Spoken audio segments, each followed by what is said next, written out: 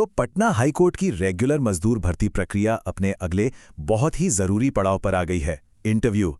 हम यहाँ 16 जनवरी 2026 को जो ऑफिशियल नोटिस आया है उसकी हर एक डिटेल को समझेंगे, ताकि जो भी उम्मीदवार इंटरव्यू के लिए चुने गए हैं उन्हें एकदम क्लियर हो जाए कि अब आगे करना क्या है। तो आज हम क्या क्या देखने वाले हैं। सबसे पहले देखेंगे कि ऑफिशियल नोटिस में क्या है, फिर ये जानेंगे कि इंटरव्यू के लिए किसे बुलाया गया है।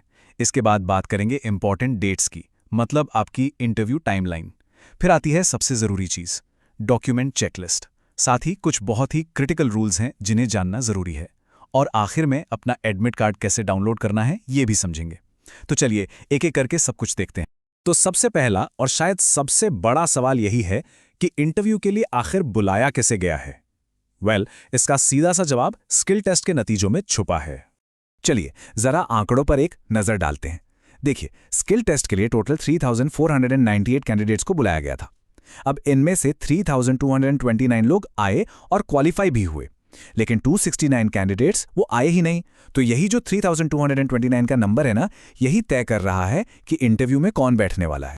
तो यहां पर बात बिल्कुल साफ है, कोई कंफ्यूजन नहीं।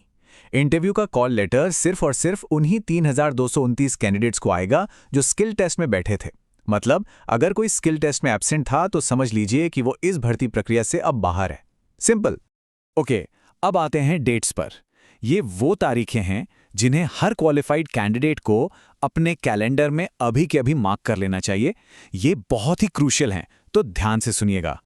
तो सबसे पहले एडमिट कार्ड, ये 27 जनवरी 2026 से डाउनलोड होने शुरू हो जाएंगे। इंटरव्यू की बात करें तो वो 2 फरवरी से 11 फरवरी के बीच होंगे। हाँ, एक बात याद रखनी है कि 8 फरवरी को कोई इंटरव्यू नहीं है। अब आपका इंटरव्यू ठीक किस दिन होगा, किस टाइम पर होगा, कौन सी शिफ्ट में होगा, ये सारी डिटेल्स आपके एडमिट कार्ड पर एकदम साफ साफ लिखी होंगी, तो उसे बहुत ध्यान से देखना है। ऑलराइट, अब आते हैं तैयारी के सबसे ज़रूरी पार्ट पर, और वो है डॉक्यूमेंट्स। देखिए, इंटरव्यू से ठीक पहले डॉक्यूमेंट वेरिफिकेशन होगा, तो ये पक्का कर लें कि आपकी फाइल एकदम रेडी हो, कोई कमी नहीं रहनी चाहिए। तो क्या क्या चाहिए, ध्यान से सुनिए। अपने सभी ओरिजिनल सर्टिफिकेट साथ रखने हैं, और हाँ, उन सब की एक एक सेल्फ अटेस्टेड फोटोकॉपी का पूरा सेट भी बना लेना है।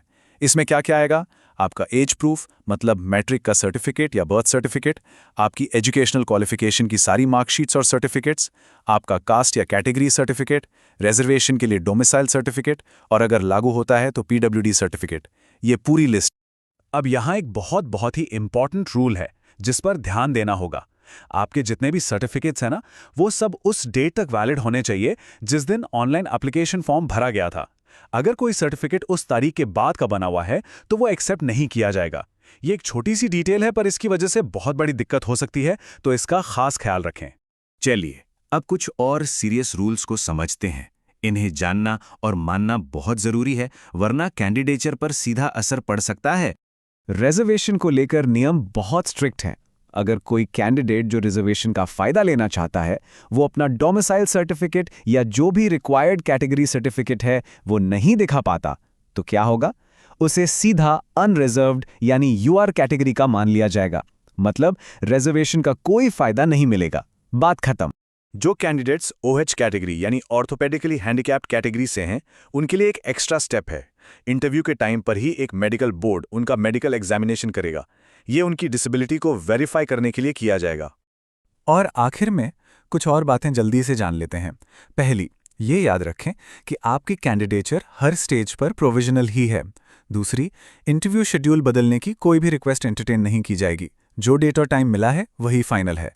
और तीसरी बात, इंटरव्यू अटेंड करने के लिए कोई टीए नहीं मिलेगा।